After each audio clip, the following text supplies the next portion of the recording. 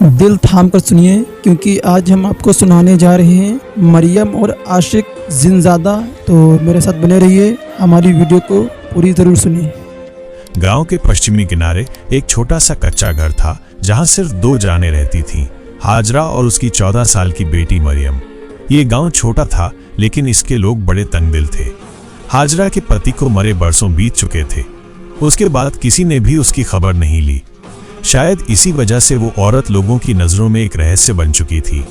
कुछ लोग कहते थे कि वो जादू जानती है, कुछ कहते थे कि उसका साया ठीक नहीं है। लेकिन हाजरा इन सब बातों को सुनकर बस चुप्पी साध लेती और जिंदगी के कामों में लगी रहती। मरियम एक खुशमिजाज और शांत स्वभाव की लड़की थी। जब गांव के बच्चे खेलने जाते तो वो अक्सर घर के पिछवाड़े में पौधों से बातें करती मिलती। हाजरा को मरियम के स्वभाव में कभी कोई खराबी नहीं लगी। वो बस यही समझती थी कि मरियम अपने पिता के बिना एक शांत और गंभीर स्वभाव की लड़की बन गई है। एक दिन मरियम ने कहा, अम्मी, रात को मेरे पेट में कुछ अजीब सा दर्द होता है, जैसे कुछ हिल रहा हो अंदर। हाजरा ने सादगी से सोचा, शायद गैस है या खाने की कोई वजह है। उसने मरियम को दम वाला पानी पिलाया और कहा, कुछ दिन ठीक से खाओगी तो सब ठीक हो जाएगा। लेकिन फिर मरियम की तबीयत बिगड़ने लगी। उसने स्कूल जाना छोड़ दिया था। हर रोज उल्टी, कमजोरी, चक्कर और सबसे अजीब बात, जब वो सोती तो उसका शरीर हिलने लगता, जैसे किसी ख्वाब में कोई उससे जोर जबरदस्ती कर रहा हो। हाजरा ने ये सब महसूस किया, लेकिन उसे समझ नहीं आया कि ये कोई बीमारी है या कुछ और। वो इसे नजर लगना या कमजोरी समझकर दुआ पढ़ती, दम करती, पानी पर फूंक कर पिलाती। फिर वो दिन आया जब हाजरा ने देखा कि मरियम का पेट फूला हुआ है। साफ लग रहा था कि कुछ तो अंदर पल रहा है। उसका दिल कांप गया। ये कैसे हो सकता है? मेरी बेटी। उसके दिल में एक दर्द उठा। क्या गांव के किसी लड़के ने? उसने तुरंत मरियम से पूछा, सच बताओ, किसी ने कुछ किया है तुम्हारे साथ? मरियम का चेहरा पीला पड़ गया था, आंखों में डर था, लेकिन उसने इनकार किया। नहीं अम्मी, किसी ने कुछ नहीं किया। हाजरा ने अपने दिल को तसल्ली दी, शायद कोई बीमारी हो। गांव में ये बात किसी को पता न चले, ये उसकी जिंदगी का मकसद बन गया। लेकिन पड़ोसन मरीक, जो अक्सर खिड़की से झांककर हालात पर टिप्पणी किया करती थी, एक दिन अचानक आ गई। मरियम की तबीयत ठीक नहीं लगती, कुछ गड़बड़ तो नहीं? हाजरा को गुस्सा आया। तुम गांव वाले मेरी बेटी पर इल्जाम न लगाओ। हम माँ बेटी ने हमेशा पाकदिली से जिंदगी गुजारी है। रात को हाजरा ने दिल ही दिल में फैसला किया कि वो मरियम को किसी दूर के क्लिनिक ले जाएगी। अगले दिन वो मरियम को लेकर गांव से 5 किलोमीटर दूर एक छोटे से क्लिनिक में गई। डॉक्टर एक समझदार औरत थी। हाजरा ने पूरी बात बताई। डॉक्टर ने मरियम का मुआयना किया, अल्ट्रासाउंड किया, और जब रिपोर्ट आई तो उसकी पेशानी पर बल पड़ गए। ये कोई बच्चा नहीं है हाजरा, और ना ही कोई रसोली। ये कुछ और चीज है, कोई ऐसी चीज जो हमारे ज्ञान से बाहर है। हाजरा ने कांपते हुए पूछा, क्या मतलब? डॉक्टर ने नजरें चुराते हुए कहा, मैं नहीं जानती, लेकिन ये आम बात नहीं है। हाजरा ने मरियम का हाथ थामा और क्लिनिक से वापस घर लौट आई। रास्ते भर वो कुछ नहीं बोली। गांव की राहें सुनसान थीं। शाम की परछाइयां लंबी होती जा रही थीं, ऐसे हर पेड़ की शाख में कोई रहस्य छुपा हो। घर आकर हाजरा ने मरियम को सुला दिया। रात को वो देर तक जागती रही। दिल में एक अजीब सा बोझ था। दरवाजे बंद करके वो चुपचाप मरियम के चेहरे को देखती रही। उसकी बच्ची सुकून से सो रही थी, लेकिन उसकी सांसों में कुछ अजीब था, कोई गहरी खामोशी, जैसे कोई पर्दा चाक होने वाला हो। इसी बीच मरियम के शरीर ने एक बार फिर झटका खाया। हाजरा के रोंगटे खड़े हो गए। अगली रात का मंजर और भी भयावह था। मरियम सोने से पहले चुपचाप अपनी चारपाई पर लेट गई थी, लेकिन उसके चेहरे पर एक अजीब थकावट और बेजारी थी, जैसे वो जानती हो कि रात को कुछ होने वाला है और वो उसके लिए तैयार नहीं। हाजरा दिल ही दिल में कलमे का विर्द करती रही। रात के वक्त गांव की हवाएं अक्सर अजीब सी लगती थीं, जैसे कोई फुसफुसा रहा हो। लेकिन उस रात हवा बिल्कुल बंद थी। पेड़ शांत, जानवर खामोश, हर चीज जैसे किसी इंतजार में थी। रात के किसी पहर हाजरा की आंख खुली तो कमरे में रोशनी की एक पतली सी लकीर नजर आई, जैसे कोई दरवाजा खोल कर गया हो। वो घबरा कर उठी और तुरंत मरियम की तरफ देखा। चारपाई खाली थी। मरियम, कोई है क्या मरियम? उसने पुकारा, लेकिन कोई जवाब नहीं आया। दिल जोर जोर से धड़कने लगा। वो नंगे पांव कमरे से बाहर निकली। आंगन सन्नाटे में डूबा था।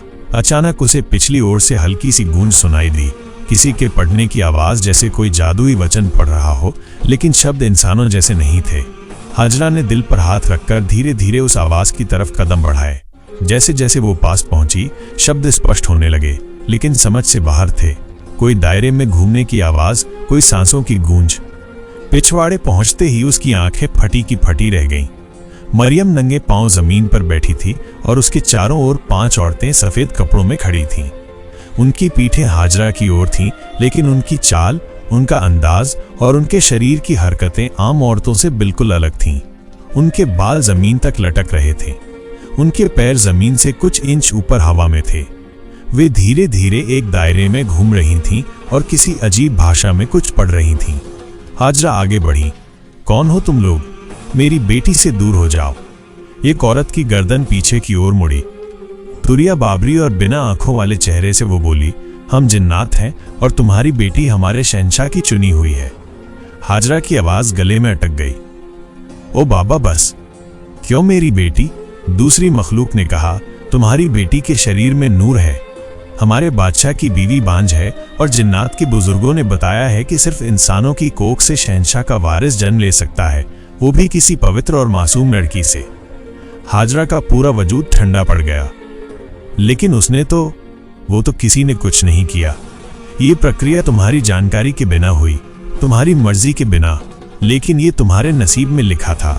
हाजरा ने मरियम की ओर देखा, जो आंखें बंद किए बेहोश पड़ी थी। उसके चेहरे पर न दर्द था न सुकून, बस एक सन्नाटा। एक मखलूक आगे बढ़ी, हम आज रात बच्चे को दुनिया में लाने आए हैं, तुम रोक नहीं सकती।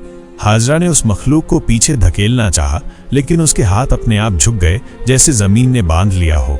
वो गिर पड़ी। उसी दिन और उसी समय उसके सामने का दृश्य धुंधला होने लगा। मखलूक ने कुछ पढ़ा और हर चीज काली स्याही में बदल गई। जब हाजरा को होश आया तो वो अपने कमरे में थी। एक चारपाई पर वो खुद और दूसरी पर मरियम और उसके साथ एक बच्चा, नरम, सांवला, छोटे छोटे नाखून।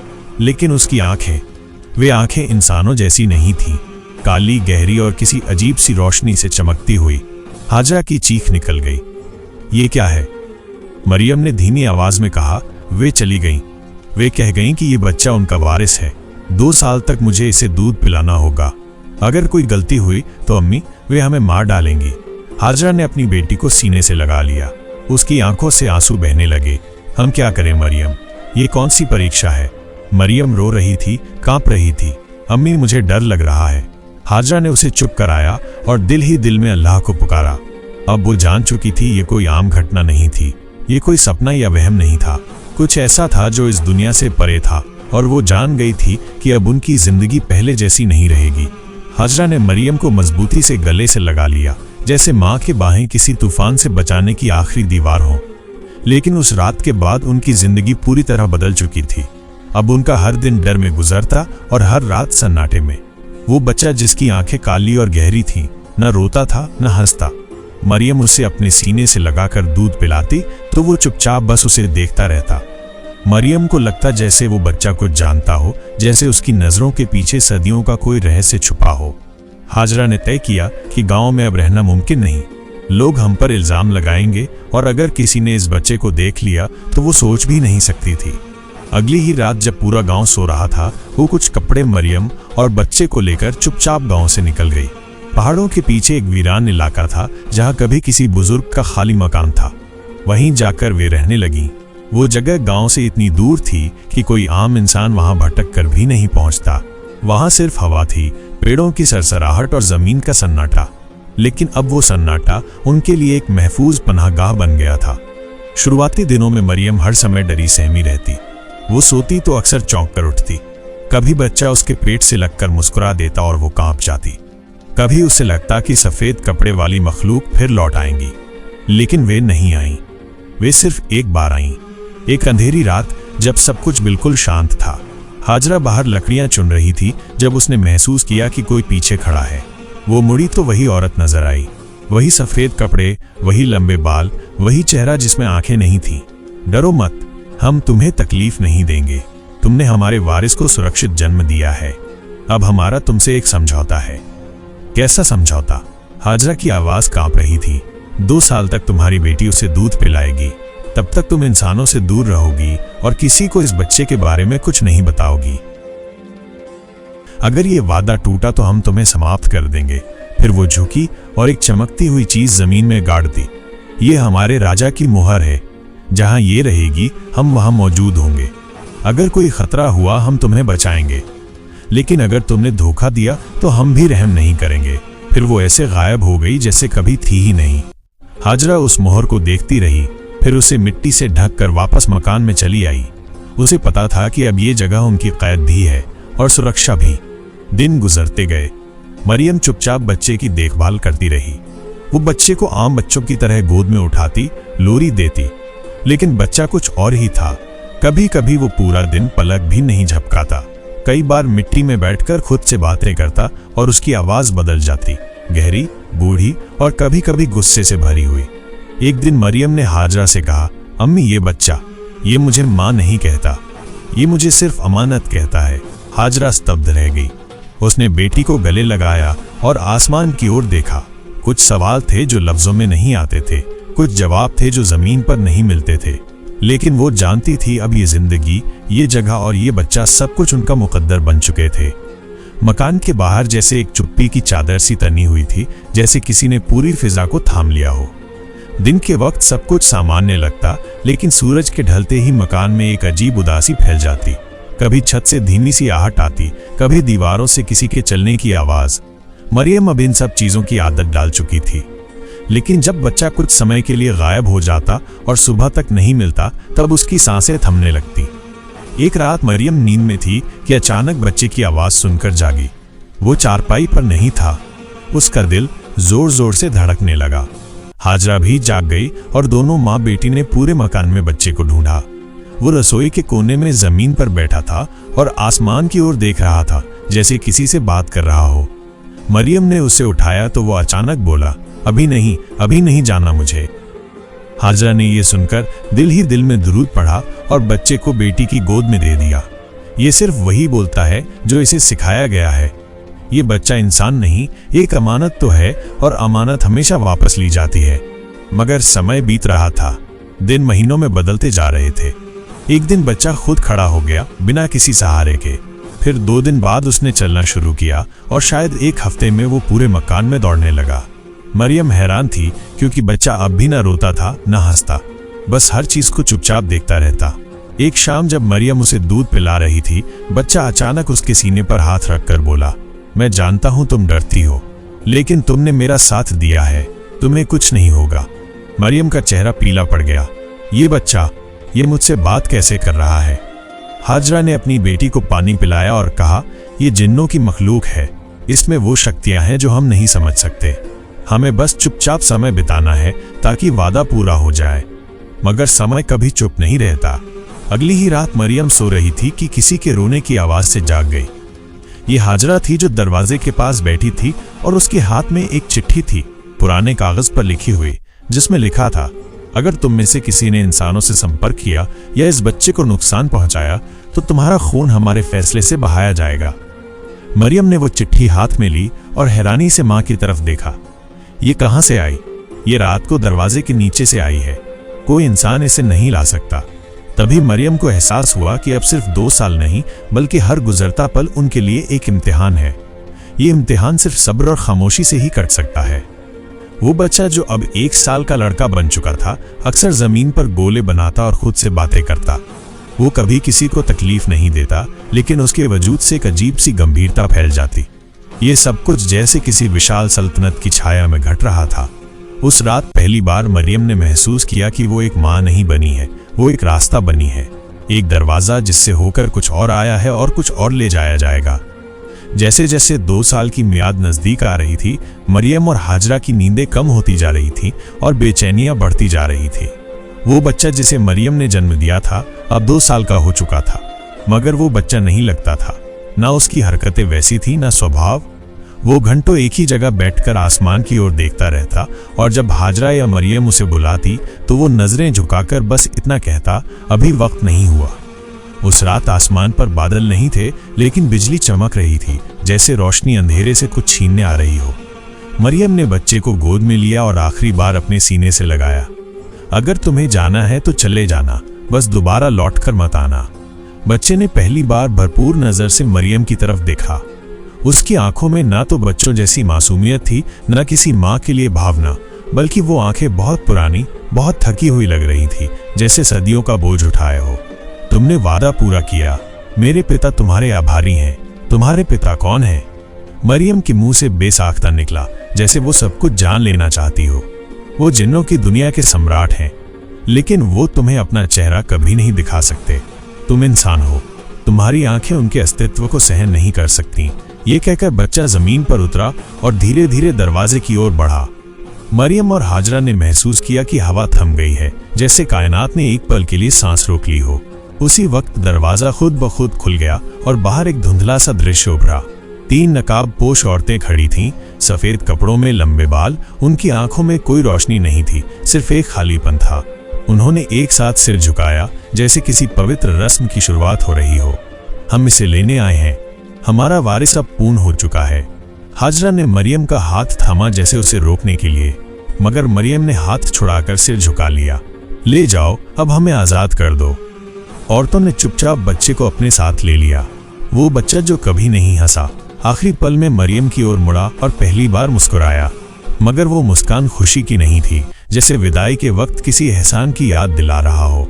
फिर वो सब गायब हो गईं, जैसे कभी थी ही नहीं। दरवाजा बंद हो गया, हवा फिर से चलने लगी, आसमान पर बिजली की चमक थम गई। हाजरा और मरियम देर तक चुपचाप खड़ी रहीं। फिर हाजरा ने बेटी को गले से लगा लिया।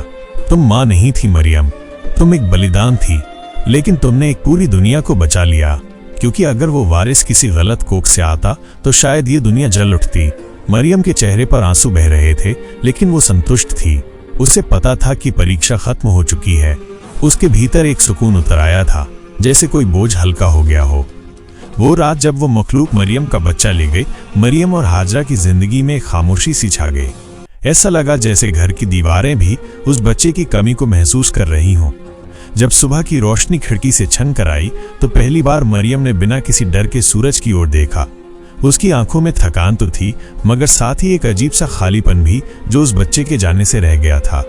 हाजरा ने नम आंखों से बेटी को देखा, फिर वजू करके 2 रकात शुक्राने की नमाज अदा की। वो अब भी गांव से दूर एक अजनबी इलाके में छुप कर रह रही थी। पास के गांव के लोग उन्हें एक विधवा और बीमार बेटी समझते थे।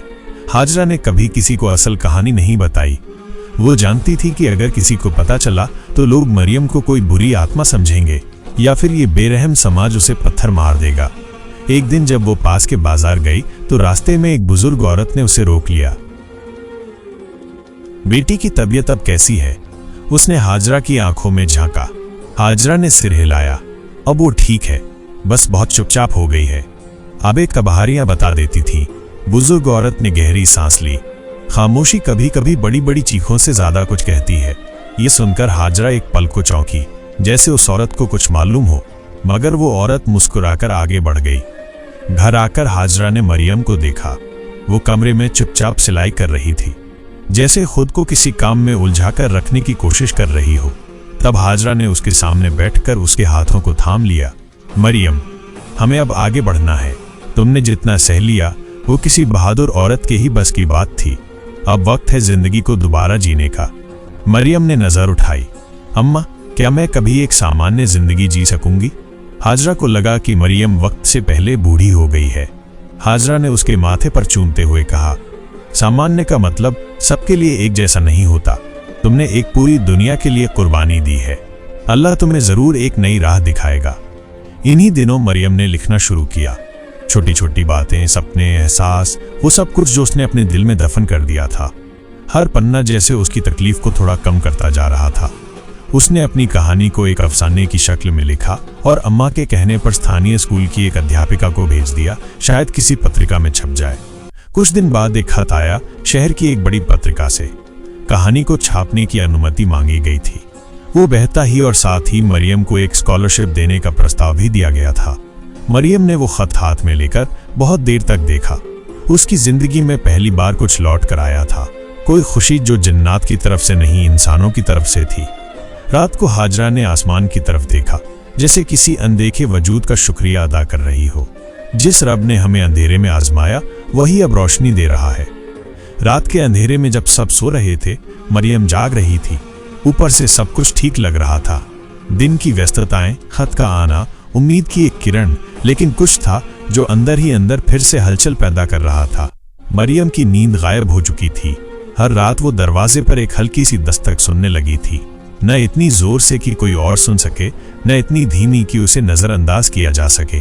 पहली रात उसने सोचा कोई सपना होगा, दूसरी रात सोचा शायद हवा की सरसराहट हो, लेकिन जब तीसरी, चौथी और पांचवी रात भी वही बेआस सी दस्तक दहलीज पर महसूस हुई तो उसका दिल धक से रह गया। उसने अम्मा को नहीं बताया। वो चाहती थी कि कुछ भी हो, अब उनकी जिंदगी फिर से डर के साए में ना आए। एक रात जब उसने हिम्मत करके दरवाजे तक पहुंचने की कोशिश की तो बाहर कुछ न था। जमीन पर कोई निशान, हवा में कोई आहट नहीं, लेकिन दरवाजे की लकड़ी पर वही उंगलियों जैसे धब्बे थे जो पिछली बार बच्चे को ले जाने वाली मखलूक ने छोड़े थे, सफेद रगड़ खाए हुए, खामोश। अगली सुबह वो खुद को सामान्य रखने की कोशिश करती रही, लेकिन हाजरा को उसकी बेचैनी महसूस हो गई। कुछ हुआ है बेटी? हाजरा ने नरमी से पूछा। मरियम ने नजरें चुरा ली। नहीं अम्मा, बस नींद पूरी नहीं हो रही। हाजरा चुप हो गई, लेकिन शाम होते ही उसने कमरे के दरवाजे पर नमक छिड़क दिया और कुरान खोलकर तिलावत शुरू कर दी। वो जानती थी कुछ न कुछ तो है जो फिर से दस्तक दे रहा है। उसी रात जब माँ बेटी सो रही थी, मरियम को एक सपना आया। एक बहुत बड़ी वीरान जगह, शतवा, जहाँ मिट्टी में वही नवजात बच्चा खड़ा है। वो उसे पुकारता है, अम्मी मुझे पानी दो, और मरियम के हाथ सूख जाते हैं। बच्चा रोने लगता है और पीछे से एक साया आता है जो कहता है, हमने कहा था ना 2 साल, अभी वक्त पूरा नहीं हुआ। मरियम चीखकर उठ बैठी। उसकी चीख सुनकर हाजरा भागकर कमरे में। मरियम का जिस्म पसीने से भीगा हुआ था और आंखें लाल। अहम्मा, वो लोग वापस आ रहे हैं। वो बच्चा, वो मुझे आवाज दे रहा है। हाजरा ने कांपते हाथों से मरियम को सीने से लगा लिया। दिल ही दिल में उसने सोचा कि शायद वो 2 साल अभी पूरे नहीं हुए। शायद जिन्नात की गिनती अलग हो, या शायद वो कुछ और चाहते हैं। मरियम ने अगले दिन उस खत का जवाब नहीं दिया, स्कॉलरशिप भी ठुकरा दी। उसे लगा कि उनकी आजमाइश अभी खत्म नहीं हुई है और वो जहां भी जाएं, अब शायद वो मखलूक उन्हें ढूंढ ही निकालेगी। उसी दिन पहली बार हाजरा खुद जाकर पास की मस्जिद के इमाम साहब से मिली। बिना पूरी सच्चाई बताए उसका बाबताए उसने कहा, मेरी बेटी पर कोई साया है, क्या कोई दुआ, कोई वजीफा हो सकता है? इमाम साहब ने बस इतना कहा, वो साया अगर बाहर का हो तो कुरान शिफा है, लेकिन अगर वो अंदर से जुड़ा हो तो सब्र के सिवा कोई रास्ता नहीं। हाजरा ने इमाम साहब के चेहरे की गंभीरता देखी और चुप हो गई। वो जान गई थी कि उनकी आजमाइश अभी पूरी नहीं हुई। मौसम अचानक बदलने लगा था। मिट्टी की खुशबू में नमी और आसमान पर छाए बादलों ने जैसे हर चीज पर खामोशी की एक चादर ओढ़ा दी थी। मरियम दिन में भी सुस्त और बेचैन रहने लगी थी। वो अक्सर खिड़की के पास बैठकर बाहर देखती जैसे किसी के आने का इंतजार हो, लेकिन वो खुद भी नहीं जानती थी किसका। एक रात जब हाजरा ईशा के बाद तिलावत करके सो गई, मरियम को अचानक एक तेज दर्द उठा। वो तकलीफ से कराह उठी, इचटी, लेकिन चीख न सकी। उसके मुंह से बस हल्की सी सिसकी निकली। उसके जिस्म पर वही सफेद निशान उभरने लगे थे जो उसकी पहली डिलीवरी से पहले बने थे, लेकिन इस बार वो निशान फैलते जा रहे थे। मरियम बिस्तर से उठी, कमजोरी के बावजूद जैसे किसी अनजानी ताकत ने उसे खड़ा कर दिया हो। वो सीधे दरवाजे की तरफ बढ़ी। दरवाजा खुद ब खुद खुल गया और बाहर पूरी तरह खामोशी थी। न तो कोई हवा थी, न कोई जानवर, न इंसान, जैसे पूरी कायनात ने सांस रोक ली हो। हाजरा की आंख अचानक खुली। उसे ऐसा लगा जैसे किसी ने उसका सीना जोर से दबा दिया हो। जब उसने मरियम को अपने कमरे में नहीं पाया तो वो तुरंत बाहर भागी। एक पल के लिए वो वहीं पत्थर बन गई। मरियम घर के पीछे वीरान मैदान में खड़ी थी और उसके चारों ओर वही औरत जैसी शक्लों वाली मखलूकात थीं जिन्होंने सफेद कपड़े पहन रखे थे और जमीन पर एक अजीब सा निशान बना रही थीं। हाजरा चिल्लाई, छोड़ दो मेरी बच्ची को, लेकिन इस बार मखलूकों ने कोई जवाब नहीं दिया। मरियम के पेट में दर्द तेज हो गया। वो जमीन पर बैठ गई। हाजरा दौड़कर उसके पास पहुंची और उसे अपने सीने से लगा लिया। या अल्लाह, मेरी बच्ची को बचा ले। तभी एक साया प्रकट हुआ। वो पहले से ज्यादा साफ और ऊंचा था। वो जिन्नातों का सम्राट था। इस बार वो इंसानी शक्ल में नहीं आया, बल्कि अपने असली रूप के करीब आया था। उसकी आंखों से रोशनी निकल रही थी और चेहरे पर ऐसी हीब थी कि इंसान पलटकर देखने की हिम्मत न करे। हम आए हैं अपना वादा पूरा करने। तुम्हारी बेटी का दूसरा फर्ज आज पूरा होगा। हाजरा कांपते हुए लहजे में बोली, दूसरा कौन सा फर्ज?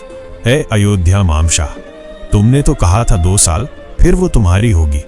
जिन्नातों के सम्राट ने चुपचाप मरियम की ओर इशारा किया। हमने उसे अपने खून से जोड़ा है।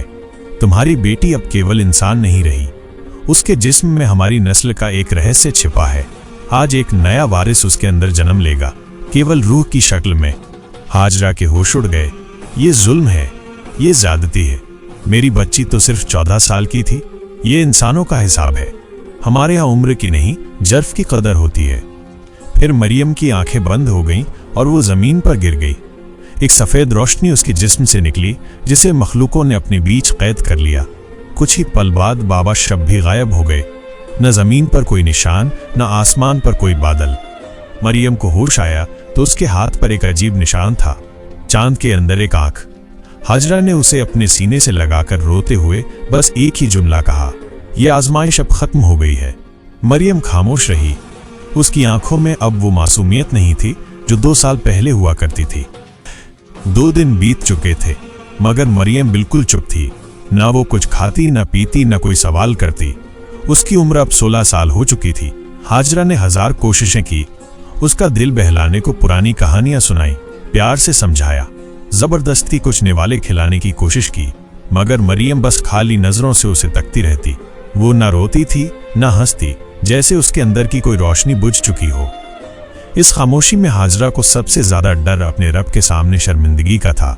वो रातों को उठ उठ कर नमाज पढ़ती, सजदों में गिड़गिड़ाकर मरियम के लिए दुआ करती, मगर अंदर ही अंदर उसे लगने लगा था कि मरियम अब वो बच्ची नहीं रही जो कभी उसके साथ मिट्टी के खिलौनों से खेला करती थी। उसके रवैया में अब कुछ ऐसा था जो समझ से बाहर था, एक अधूरापन, एक ठंडापन जो सिर्फ सदमे का नहीं लगता था।